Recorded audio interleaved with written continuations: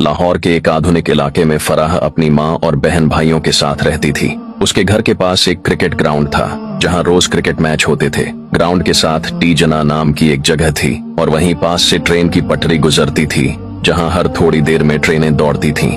वो रोजा तो रखती मगर सारा दिन मोबाइल पर लड़कों से बातें करने और गाने सुनने में गुजार देती। घर का कोई काम न करती और जब वालिद समझाते तो मजाक में टाल देती।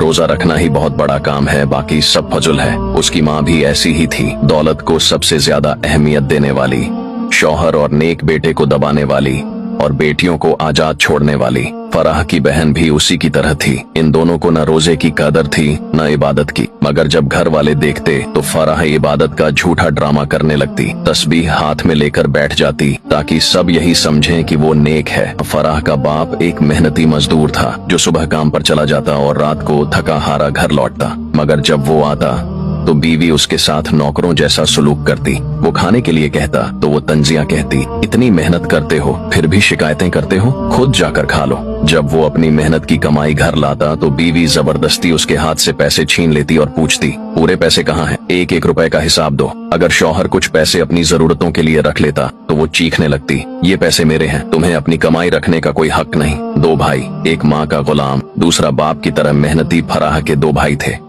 बड़ा भाई जो हमेशा माँ की बात मानता था, उसकी हर बात पर यकीन करता और घर की हर खबर जाकर माँ को बताता। अगर बाप या साजिद कोई बात करते या कोई रिश्तेदार आकर कुछ कहता तो वो फौरन माँ को जाकर खबर दे देता, अम्मी अब्बा ने आज ये कहा, साजिद ने ऐसे बोला, फलां रिश्तेदार ने ये कहा। माँ को उसकी यही आदत पसंद थी और वो उसे सबसे ज्यादा चाहती थी। लेकिन इस बड़े भाई को एक और जुनून था, क्रिकेट। वो हर वक्त क्रिकेट में गुम रहता, जहाँ जाता क्रिकेट क्रिकेट, बस क्रिकेट ही उसकी जिंदगी थी। घर में रहता तो टीवी पर क्रिकेट, बाहर जाता तो दोस्तों के साथ क्रिकेट, और अगर माँ उसे कोई काम कहती तो उसका एक ही जवाब होता, पहले मैच पूरा कर लूं फिर देखता हूँ। दूसरा भाई साजिद जो फराह से कुछ साल बड़ा था, अपने बाप की तरह मेहनती था, रोजाना मजदूरी करता, रात को थका हारा घर आता। वो न माँ का लाडला था न बहनों की तरह आजाद, बल्कि जिंदगी की सख्तियों का सामना कर रहा था। साजिद का निकाह हो चुका था और जब वो रात को आता तो थोड़ा सा वक्त निकालकर अपनी बीवी से मोहब्बत से बातें करता, मगर माँ को ये भी बर्दाश्त न था। वो तंज के तीर चलाती, अब बीवी के बगैर 2 मिनट नहीं रह सकते।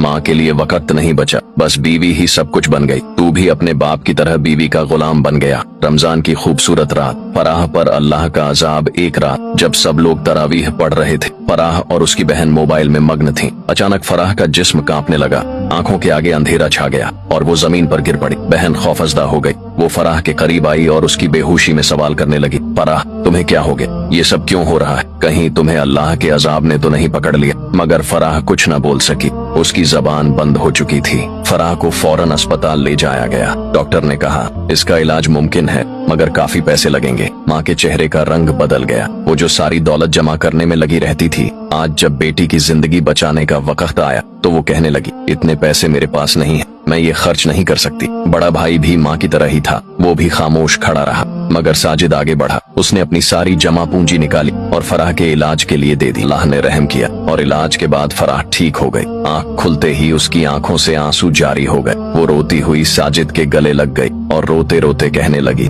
भाई मैंने बहुत गुनाह किए हैं, मैंने बहुत गलत रास्ता इख्तियार किया, मैं अल्लाह से माफी मांगना चाहती हूँ। अब वो मोबाइल छोड़ चुकी थी, मौसीकी और गाने छोड़ चुकी थी, लड़कों से बातें छोड़ चुकी थी और दिल से तौबा कर चुकी थी। वो माँ के पास गई और कहा, अम्मी अल्लाह ने मुझे दूसरा मौका दिया है, आप भी अपनी गलतियों से तौबा कर लें, पैसों की मोहब्बत छोड़ दें, अल्लाह की मोहब्बत इख्तियार कर लें। रमजान हमें सिखाता है कि गुनाह पर पर्दा डालने से कुछ नहीं होता। अल्लाह सब जानता है, लेकिन जो दिल से तौबा करे अल्लाह उसके लिए रास्ते खोल देता है। तौबा का दरवाजा बंद होने से पहले लौट आना ही असल कामयाबी है।